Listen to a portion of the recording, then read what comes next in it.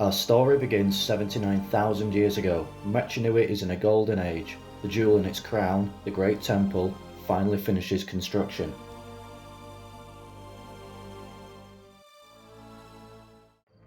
Between 50,000 and 30,000 years ago, the Dark Hunters go on a huge recruitment drive, during which Sentrak is created by the Shadowed One in the pits of Odina.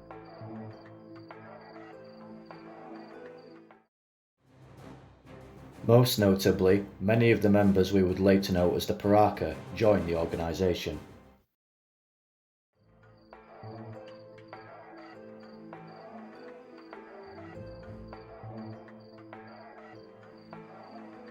Around 15,000 years after the Dark Hunters go on their recruitment drive, a Matoran called Lhikan is rescued from danger by a Toa who goes by the name of Dume. Within 2,000 years of that, Dume becomes Turaga of the city of Metru.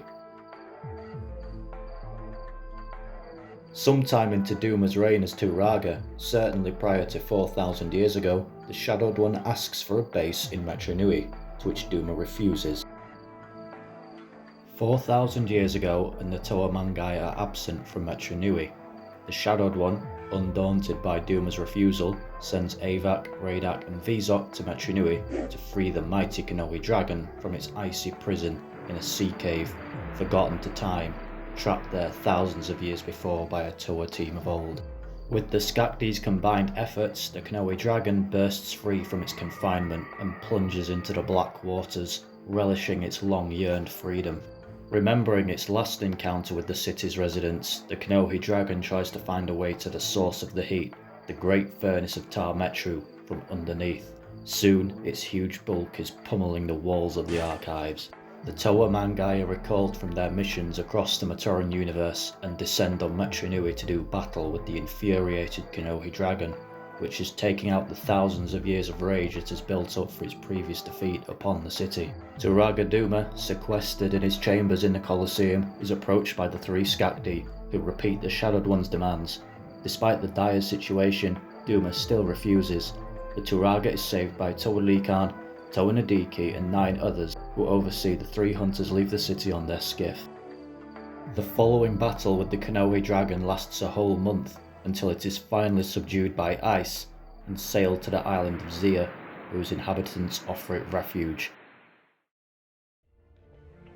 500 years later, and most of the Toa who fought the Kanohi dragon have left Metru, leaving only Lhikan, Nidhiki and Tuyet.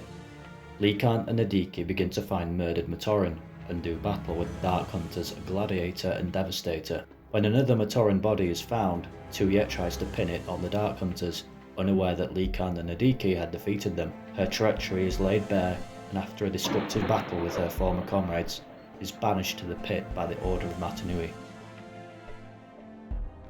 3,000 years ago, the Toa Dark Hunter War begins.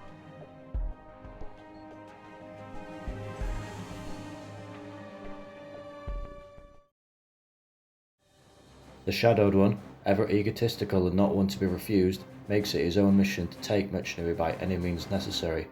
At first, he does this by orchestrating a kidnapping of Dume, which involves sending Thok to abduct the Turaga. This ends in failure, and the Dark Hunter leader assembles a legion of operatives to invade Metru and capture it by force.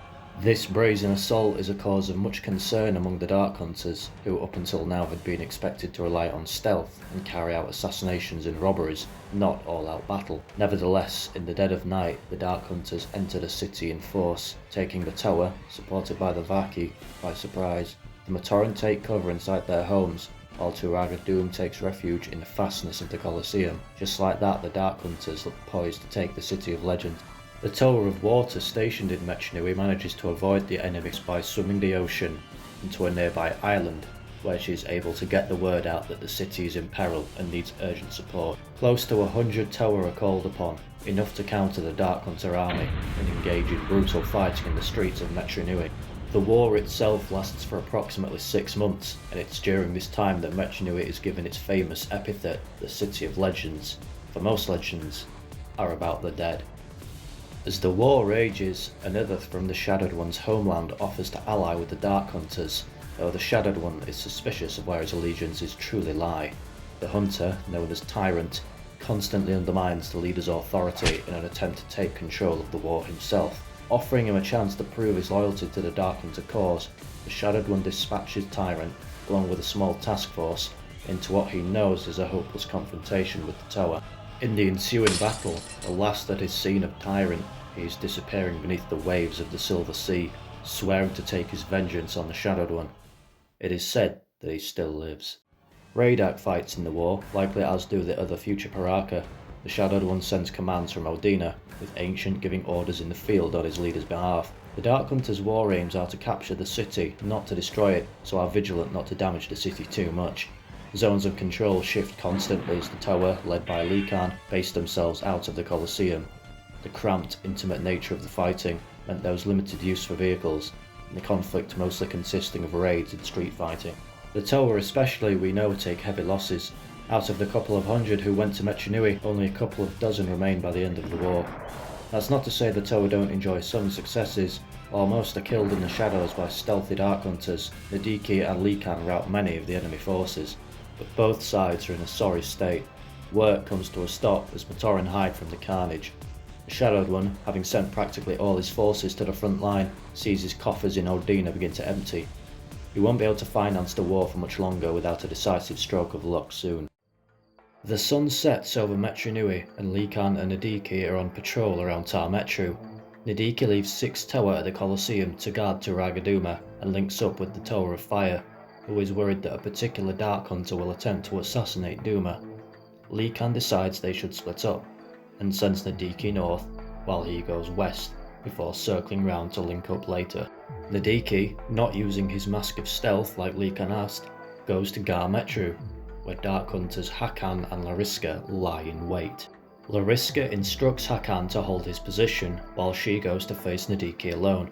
Spotting her, Nidhiki attempts to strike the mysterious figure, but Lariska's agility is too great. With Lariska clearly being above his pay grade, Nidhiki tries to talk his way out of the situation, saying that the Colosseum is too well guarded for her to reach Dume. Lariska plays on Nidhiki's fears that his cause is hopeless, that the city is already lost, and he can either die, or live and get a prize from the Shadowed One, perhaps even stewardship of the city. Nidhiki names that as his price for handing Dume, Lhikan and the other Toa over to the Dark Hunters. Lariska tells Nidhiki to return to the same spot the following night for an answer. Lariska then returns to Hakann and tells him they need to get a message to the Shadowed One immediately. A Nui Rama is sent carrying a message to the Shadowed One, informing him of the plan. He responds, agree to Nidhiki's commands, and then kill him once they have the city. It is the day after Nidhiki's first meeting with Lariska. Pacing the halls of the Colosseum anxiously, he justifies his treachery by telling himself the Toa were fools to stand against the Shadowed One. The sun set once again over Metru, the moment when Nidhiki's fate is sealed drawing ever closer. Lhikan asks Nidhiki to rendezvous with him to meet a boat bringing supplies from the south. Concerned about his imminent meeting with Lariska, Nidhiki leaves without waiting for Lhikan to tell him where to meet him, arousing the Toa of Fire's suspicion. That night, Nidhiki and Lariska meet again, with Hakann keeping watch. The pair come to an arrangement which involves Nidhiki leading Lhikan, Dume and his guards into the Canyon of Unending Whispers, where Dark Hunters will lie in wait in the caves and hills. Once the ambush has been carried out, Nidhiki is told he will take Dume's place as leader of the city. As he observes, Hakann notices Lhikan, who, suspicious of Nidhiki, followed the Toa of Air. Hakann being Hakann, he keeps this discovery from Lariska in order to turn it to his own personal advantage. Giving chase to the Toa of Fire, Hakann is spotted by Lhikan. The soon-to-be Paraka reveals it was he who stole the Makoki Stone from a Toa fortress in order to buy his way into the Dark Hunters.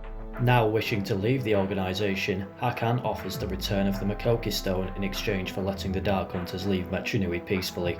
Remembering what he and his old Toa team went through to get the stone in the first place, Lhikan agrees and has Hakann go with him to get a message to the Shadowed One. In the space of one day, the Dark Hunters have one member defect, while another joins, renouncing his title of Toa. This occurs roughly 1,000 years prior to the coming of the Toa Metru. Hakann, with Toa Lhikan, proposes an ambush of their own on Lariska's Dark Hunters, and the following day, Nidhiki takes the Toa into the Canyon of Unending Whispers. Nidhiki gives the signal and the Dark Hunters emerge to ambush the Toa of the Colosseum Guard. In response, Lhikan gives his signal, and hundreds of Toa reveal themselves to oppose the Dark Hunters. Lariska, surrendering, thinks she has in fact been double-crossed by Nidhiki, until Lhikan reveals that he had overheard her secret meeting with the disgraced Toa of Air. The supplies he had asked Nidhiki to pick up from the boat had actually been hundreds of Toa reinforcements. This raises the question that, had Nidhiki chosen to go with Lhikan to the boat instead of his meeting with Lariska, might he have stayed on the Toa's side? Or do you think his treachery was always going to happen? I'd love to hear your thoughts.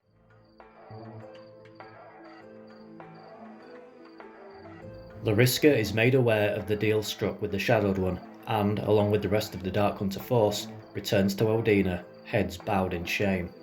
The Toa Dark Hunter War ends with Metru Nui saved. For the next 1,000 years, no Dark Hunter sets foot on Metru Nui until Teridax hires Krekka and Nidhiki. In the aftermath, Lariska is punished by the Shadowed One for her failure. She loses her arm and has it replaced by a mechanical one, though it is unclear if this arose from the Shadowed One's punishment or injuries sustained in the war. The Dark Hunter Vengeance meets his defeat at the hands of Lhikan and is trapped in a prison, where he remains for years after the end of the war. Nidhiki becomes a fully fledged member of the Dark Hunters, not completely trusted by the Shadowed One due to his treachery, but kept as a valuable operative due to his knowledge of the Toa.